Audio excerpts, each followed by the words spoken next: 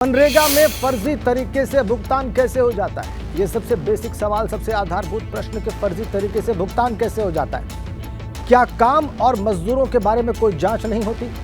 ये दूसरा सवाल हम उठा रहे हैं। तीसरा सवाल देखिए आप, पहला सवाल मनरेगा में फर्जी तरीके से भुगतान कैसे हो जाता है और ये सबसे ज्यादा आधारभूत प्रश्न है। दूसरा ये कि क्या काम और मजदूरों के बारे में कोई जांच नहीं होती? तीसरा सवाल, क्या काम के दौरान मौके का मुआयना नहीं होता? क्या वेरीफाई नहीं किया जाता कि काम हो रहा है मौके पर कि नहीं? चौथा सवाल, मृत लोगों के नाम पर भी भुगतान कैसे हो गया? ये कैसे संभव है? पांचवा सवाल, अवैध तरीके से खर्च सरकारी धन की वसूली कब होगी? ये एबीपी गंगा के सवाल हैं। बस्ती में मनरेगा में मजदूरी में जो धांधली सामने आई है उसके बाद फर्जी तरीके से भुगतान कैसे हो जाता है, पहला सवाल। दूसरा ये कि क्या काम और मजदूरों के बारे में कोई जांच नहीं होती?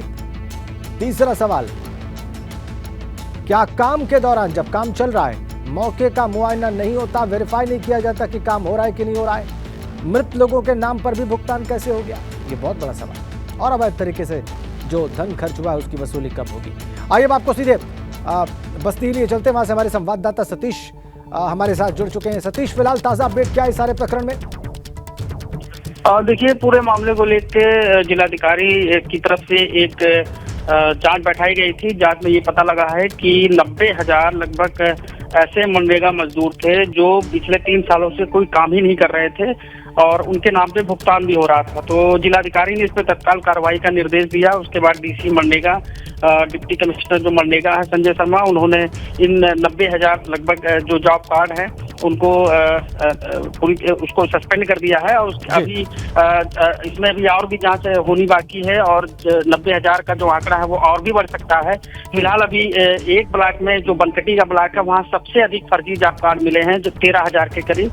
तो ये पूरी तरीके से बस्ती जनपद में जो मनरेगा का जो यहाँ पर योजना है वो उस पर उनके ही अधिकारी, ग्राम प्रधान मिलकर पलीता लगा रहे हैं। बड़े पैमाने पे इसमें धांधली की जा रही है, फर्जी जॉब कार्ड बनाए जा रहे हैं, मौके पे धरातल पे काम नहीं हो रहे हैं, उसके बाद उस पर भुगतान भी हो जा रहा है। फिलहाल जिलाधिकारी पूरे मामले को लेकर गंभीर हैं और उन्होंने पूरे प्रकरण की अभियान बनाकर जांच करने का निर्देश दिया है। और कब तक ये जांच चलेगी सतीश? कब तक ये जांच चलेगी और कितने मामले अनुमानित हैं जो इस तरह से सामने आ सकते हैं? चूंकि 90,000 तो बहुत बड़ी संख्या होती है, तो और कितने मामले आ सकते हैं? एक सवाल तो ये है, कब तक ये जांच चलेगी, कौन कौन से लोग जांच में इन्वॉल्व हैं और कौन कौन से अधिकारी इस फर्जीवाड़े में इन्वॉल्व हो सकते हैं?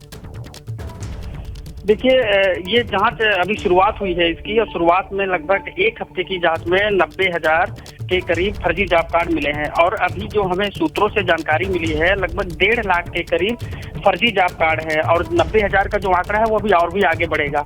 और इसमें अगर बात की जाए कि कौन कौन अधिकारी शामिल हैं तो इसमें सेक्रेटरी शामिल है जिनके हस्ताक्षर से ये जॉब कार्ड बनते हैं।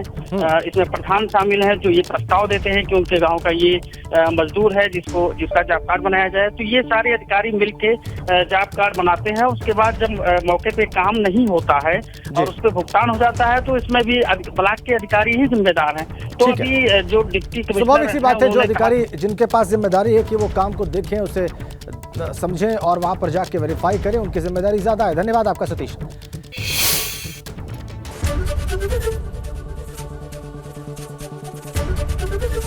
एबीपी गंगा, खबर आपकी, जुबान आपकी।